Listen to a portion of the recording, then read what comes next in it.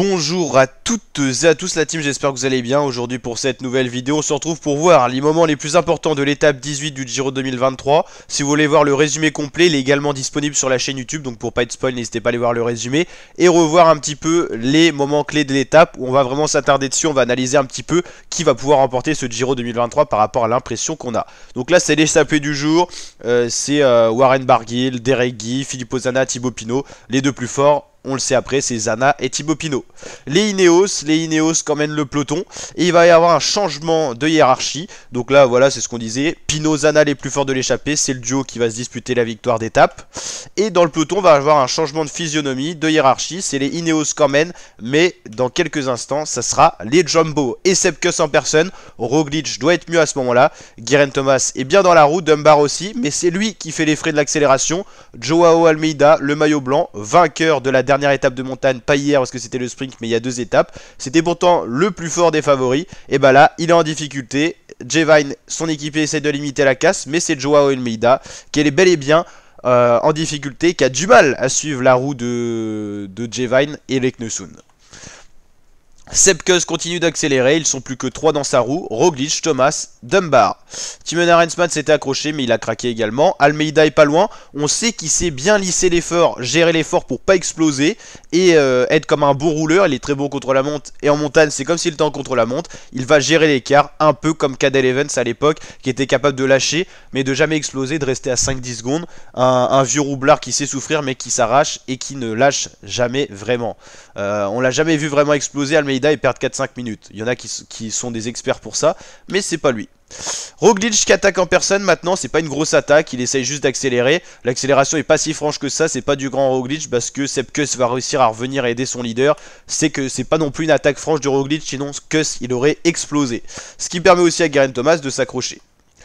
Voilà, Sepkus, Roglic, Geraint Thomas, c'est le trio, un Dunbar a sauté aussi. Et Almeida emmené par Jevine, il est pas loin, ils sont juste dans le virage les autres, là le peloton. Mais ça se maintient. Ça va être épique un petit peu ce qui va se passer après, donc Dunbar va retrouver le duo. Et à l'avant on a Pinot, Zana pour la victoire d'étape. Jevine va se louper dans la descente, c'est pas réputé pour être un grand descendeur Jevine. Almeida va lui réussir à passer, Dunbar a un peu suivi Jevine donc c'est compliqué. À l'avant ça se dispute la victoire d'étape, on l'a compris. Ça s'attaque mais ça se détache pas. Et là on a le trio, Roglic, Geraint Thomas et Sepkus qui a lâché, donc ils sont plus que 2. Et Almeida est pas loin, il est avec Jevine juste là. Ils vont revenir peut-être à 50 mètres. Mais ça va relancer du côté de Geraint Thomas, Primož Roglic. Et ça va jamais réussir à rentrer pour Joao Almeida qui va en plus un peu exposer dans le final. Il est tout seul, en plus il n'y a plus de Jevine pour l'emmener. Donc devant ça joue la victoire d'étape. Pinot est mal placé, il faut toujours être dans la roue de l'équipe du coureur qui le précède quand on est deux. Il va lancer en premier mais il va se faire manger par l'italien Zana. Terrible. Et derrière ça va jouer les places d'honneur. Voilà, Barguil et Roglic, Geraint Thomas. Hop, là ça va être donc là Almeida qui perd encore du temps. Roglic, Almeida, Roglic, Geraint Thomas plutôt qui vont passer la ligne là. Voilà, et ça c'est le vainqueur du jour. Et Almeida qui va perdre une vingtaine de secondes. On va aller voir les classements complets.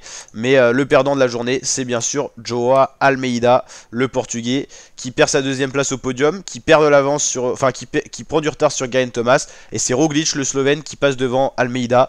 Geraint Thomas maillot rose, quasiment 30 secondes de marche sur Roglic et 40 sur Almeida. Dunbar 4ème devant Caruso, ça c'est aussi le changement de la journée.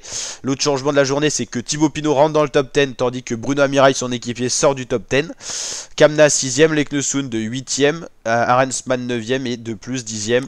Et voilà, Amirail est 11ème, mais bon, il n'y a pas vraiment de regret, il a quasiment voilà, 50 secondes de retard sur... Enfin, 1 minute de retard plutôt, 1 minute 12 même, sur Lorenz de plus. Donc voilà, le top 10 du général. Thibaut Pinot prend le maillot Azzurro. Le maillot Branca, c'est bien sûr Joao Almeida. Maillot aussi Cyclamen, ça bouge pas de Jonathan Mailan. N'hésitez pas à liker la vidéo si elle vous a plu, vous abonner, activer la cloche. C'est intégral Tour d'Italie, intégral Giro sur la chaîne. Donc n'hésitez pas à suivre en notre compagnie. 3ème semaine de course. Tous les résumés d'étapes sont disponibles sur la chaîne YouTube. Toutes les chutes et événements marquants, les courants en difficulté comme Roglic hier.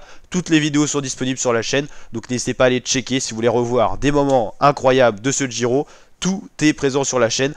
Présentation d'étape ce soir pour l'étape 19, dernière étape de montagne en ligne. Après, il y a le contre-la-montre en montagne samedi. Et dimanche, la fameuse arrivée à Rome, la capitale de l'Italie. Allez, ciao l'équipe et à très bientôt pour de nouvelles vidéos.